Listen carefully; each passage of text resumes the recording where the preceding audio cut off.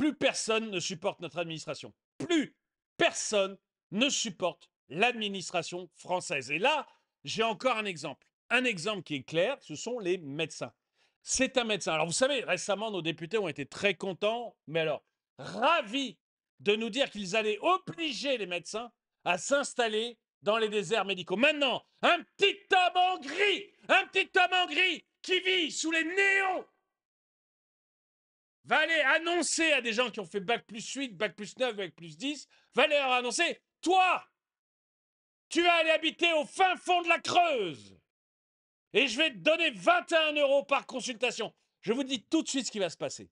Mais tout de suite, parce que c'est clair comme de l'eau de la roche. Pendant que nos députés, qui décidément ne comprennent rien à rien, pendant qu'ils se félicitaient, qu'ils se paluchaient d'avoir fait ce genre de couillonnerie, eh bien, vous allez tout simplement avoir le réel. Et le réel, ça va être des médecins qui vont se barrer de France.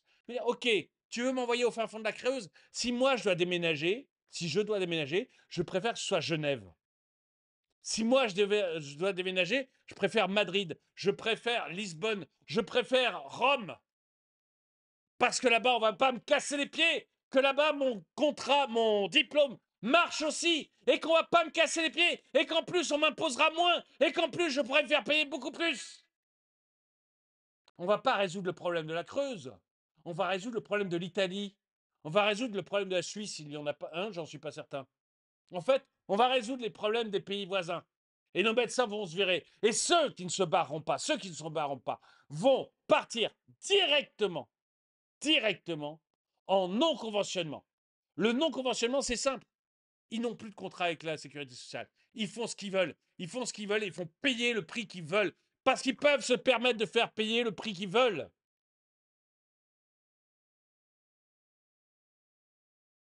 On a une administration qui fait fuir nos médecins. On a une administration qui organise la pénurie de médecins. Et la réponse des députés pour cela, c'est encore plus d'administration. Eh bien, je vais vous dire, la pénurie de médecins, on n'en est qu'au début.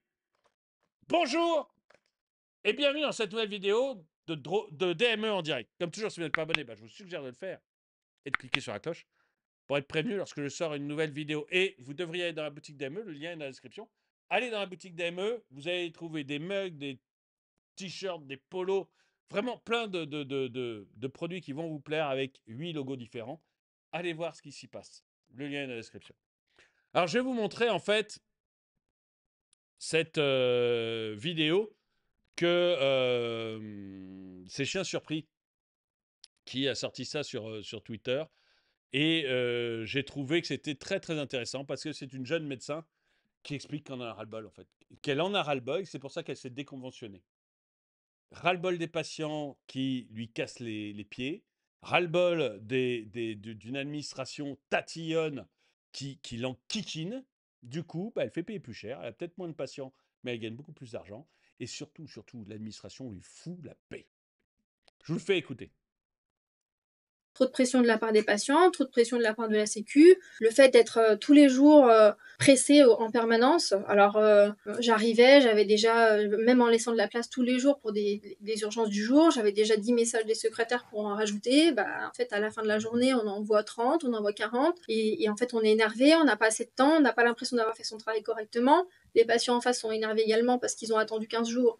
Ils ont plein de choses à nous dire, ils ont des listes de motifs, donc on rentre en conflit. C'est du conflit en permanence et en fait du coup on n'a pas l'impression à la fin de la journée d'avoir fait son travail correctement et on n'est pas satisfait tout simplement. Je peux pas me reconventionner, je l'ai vécu comme de la maltraitance envers moi-même et envers les patients. Trop de pression de la part des patients, trop de pression de la... Donc la convention, d'accord, elle dit je vais pas me reconventionner. Je trouve que c'est la convention, c'est ce que les médecins signent avec la sécurité sociale et ce qui fait que leur tarif est à 20 euros.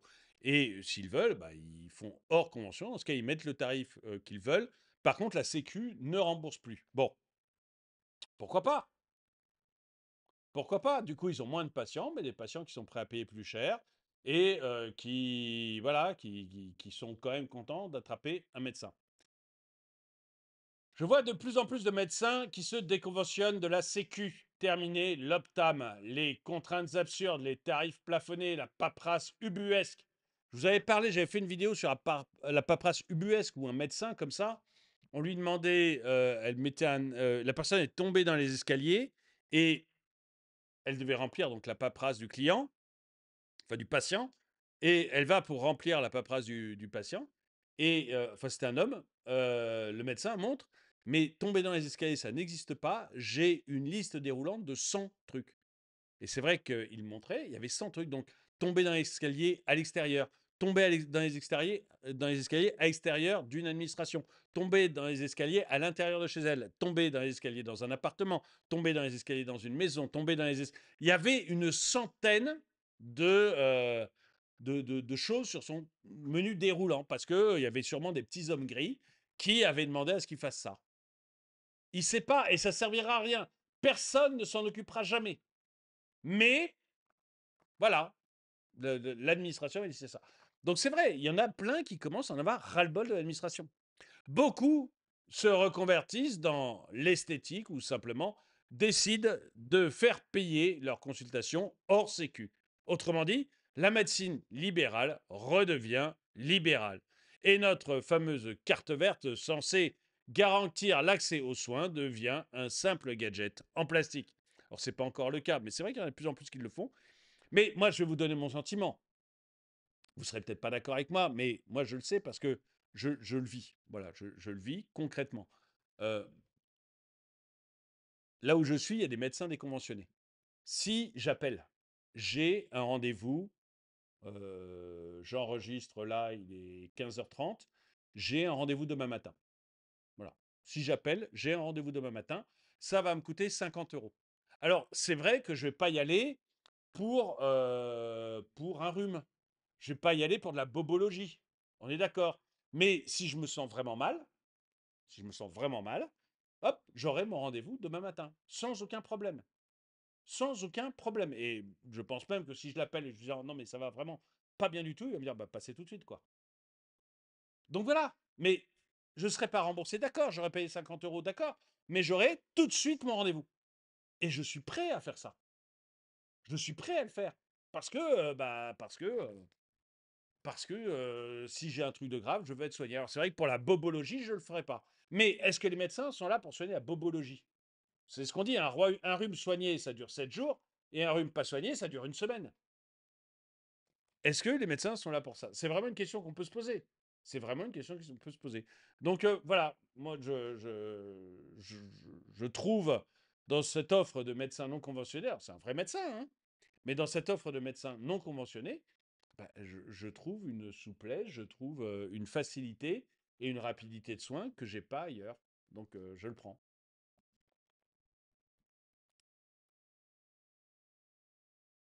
Bravo à tous ces technocrates. Grâce à leur génie, on a construit un système qui ponctionne lourdement les citoyens au nom d'une solidarité théorique, mais qui, dans la pratique, ne garantit plus rien. On nous faisait déjà payer cher nos services de santé via les impôts et les cotisations sociales. Maintenant, on les paiera une seconde fois directement, sans remboursement.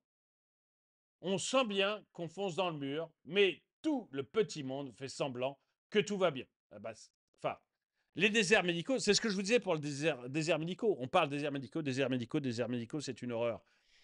C'est pas une horreur, enfin, c'est pénible. Ça, je dis pas le contraire. Mais le problème, c'est la suradministration. C'est la suradministration. Demain, vous laissez les médecins faire payer le prix qu'ils veulent dans les déserts médicaux. Vous en aurez déjà certains qui viendraient. On n'aurait pas limité le nombre de médecins par le numerus clausus. Vous auriez beaucoup plus de médecins. Si vous avez beaucoup plus de médecins, bah, y a ceux qui trouvent une patientèle facilement à Paris restent à Paris. Mais plus ça va, plus ça devient difficile d'avoir une patientèle parce qu'ils sont de plus en plus nombreux. Et plus ça va, plus ils s'éloignent du centre de Paris. Alors, je dis ça à Paris, c'est vrai pour Lyon, c'est vrai pour Bordeaux, c'est vrai pour toutes les villes. Et vous allez avoir petit à petit des médecins qui vont arriver dans les déserts médicaux, tout simplement parce que sinon, ils n'ont pas de patients à Paris. Ils n'ont pas de patients dans la grande ville. Donc, ils vont dans des endroits où ils trouvent des patients. C'est ça l'offre et la demande, hein. C'est ça l'offre et la demande. Et si en plus, vous les rémunérez bien, je suis désolé, mais mon médecin est moins payé à l'heure que. Enfin, pas le mien, je vous ai expliqué mon cas particulier, mais si le médecin est moins payé à l'heure que le plombier, ça va être compliqué. Ça va être très compliqué. Et pourquoi on arrive dans ces folies complètes? C'est tout simplement parce qu'on a un organisme qui est la sécurité sociale. Moi, j'ai toujours dit que la sécurité sociale, c'était notre pire ennemi. Parce que on a un organisme qui gère tout, les prix, etc. Si vous laissiez les médecins négocier avec les mutuelles, eh bien, vous n'auriez pas ce problème-là. Si au lieu d'avoir une sécurité sociale, vous aviez AXA, vous aviez la BNP, vous aviez Groupama, vous aviez le Crédit Agricole, etc., qui avaient chacun leur mutuelle, comme aujourd'hui, la MMA ou la MAF, qui vous prend au premier euro, eh bien, MMA, la MAF, etc., comme avec les garagistes, auraient leur médecin conventionné. Et vous appelleriez la MAF, excusez-moi, voilà, je suis malade, il faut que j'aille voir un médecin, dites-moi quel est le médecin conventionné, hop, il vous aiguillerait vers le médecin de votre petite ville locale, et ce médecin vous prendrait un tarif négocié avec la MAF. Alors, ce médecin, s'il est tout seul sur son secteur, bah, il aura négocié un bon tarif pour lui avec la MAF, hein, il sera payé 30, 40 euros. Et puis, si il est dans un secteur où il y a des milliers de médecins, bah, il aura un tarif certainement beaucoup plus faible parce qu'il aura de la concurrence. C'est ça l'offre et la demande. Comme le garagiste qui négocie pour l'assurance de votre voiture. Bah voilà, les mutuelles ont négocié avec des garagistes pour l'assurance de votre voiture, mais il n'empêche que vous avez toujours un dépanneur qui vient chercher votre voiture. Le service est bon, etc. Parce que la mutuelle a besoin de vous donner un bon service, tout simplement pour que vous continuiez à être assuré chez elle et que vous ne faisiez pas une mauvaise publicité. Bah, c'est exactement la même chose avec les médecins. Si les assurances assuraient dès le premier euro, bah, elles seraient obligées d'avoir un bon service aussi, avec des médecins, alors peut-être pas la porte d'à côté de chez vous, mais pas trop loin, avec la possibilité en cas de problème grave que le médecin se déplace, etc. Et vous n'auriez probablement pas, alors je ne peux pas le garantir à 100%, mais pas, vous n'auriez probablement pas les déserts médicaux. Et honnêtement, là par contre, je vous le garantis à 100%, si vous aviez laissé les médecins faire médecine, c'est-à-dire qu'au lieu de mettre un numerus clausus, vous mettez juste une note. Bah écoute, si tu as plus que la moyenne, hein, bah tu t'es reçu, ou alors on estime qu'il faut avoir plus de 12 ou plus de 14, t'es reçu, tu passes en année supérieure. Moi, je m'en fous de savoir que mon médecin, en première année, il a fait partie des 2000 meilleurs. En première année, sur des concours de physique et de mathématiques. Je m'en fous. Moi, ce qui m'intéresse, c'est qu'à la 8e année, il soit capable de me soigner. Donc, le numerus clausus, arrêter les médecins en première année sur des épreuves de mathématiques, ça n'a aucun sens, même médical. Même médical. Donc, voilà, il fallait les laisser aller. Tu as plus de 14, tu passes à un truc au-dessus, puis tu arrives à ton doctorat, tu as eu ton doctorat, tout va bien, hop, il y a suffisamment de médecins comme ça, et puis les médecins passent des conventions avec les différentes mutuelles et ils se font payer. Et là, je vous garantis qu'il n'y aurait pas eu de déserts médicaux. Là, je vous garantis qu'il y aurait zéro déserts médicaux. Parce qu'il y aurait beaucoup de médecins, largement assez, et qu'en plus, vous auriez des mutuelles qui seraient sans arrêt à la recherche d'incentives pour que le médecin aille à tel ou tel endroit. Les mutuelles seraient payées à payer beaucoup plus cher un médecin dans un petit village qu'un médecin au centre de Limoges. Parce que ça serait beaucoup plus difficile à trouver pour ces patients et un service beaucoup plus intéressant. Donc voilà, écoutez, je ne sais pas ce que vous en pensez. Moi, tout ce que je vois, c'est que nos députés à la suradministration des médecins, eh ben, ils ont trouvé une solution. C'est encore plus d'administration. Je pense qu'on va droit à la catastrophe, qu'on se raconte des histoires, que quand je les ai vus, que quand je les ai vus danser à l'Assemblée nationale, je me suis dit, ces gens-là sont décidément des charlots. Mais vous me direz ce que vous en pensez. Je vais essayer de vous retrouver, donnez-moi juste une petite seconde. Je vais essayer de vous retrouver ce petit tweet avec nos médecins à l'Assemblée nationale qui ont fait passer la possibilité. Mais je ne suis pas sûr de réussir à retrouver le tweet. Donnez-moi une seconde. Ça va pas se compliquer, ça va être simple, on va le trouver. Allez, allez, allez, allez, allez. Je vous assure. Ça se sent que j'essaie de vous faire patienter ou pas. Mais, mais qu'est-ce que vous voulez? Non, bah en fait, j'en passe trop, hein. Je fais trop de tweets. Je suis trop présent sur Twitter. Du coup, ça devient compliqué. de trouver ce qu'il faut. Allez, une dernière seconde à me donner, s'il vous plaît. Ah là là là là là là. Ah, si, les voilà! Les voilà! Regardez comme ils sont contents, regardez comme ils sont heureux. Victoire inédite! Putain, les vaches. On n'a pas les meilleurs à l'Assemblée nationale. L'Assemblée nationale vote la régulation de l'installation des médecins généralistes comme spécialistes. Donc l'Assemblée nationale dit, ah bah on va obliger des gens qui ont bac+9 jusqu'à bac+14 à s'installer au fin fond du Vercors. Et ça va marcher. Moi, honnêtement, hein, je suis parisien.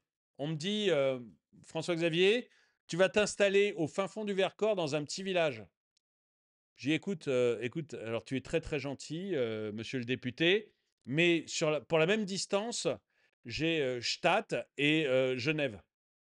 Donc, bah, mon choix, il est fait. Je vais payer 30% d'impôts en moins, gagner 40% d'argent en plus, et hop, Genève, bye bye, débrouillez-vous au fin fond de la Beauce, mais ça sera sans moi. Donc ils sont hyper contents, voilà.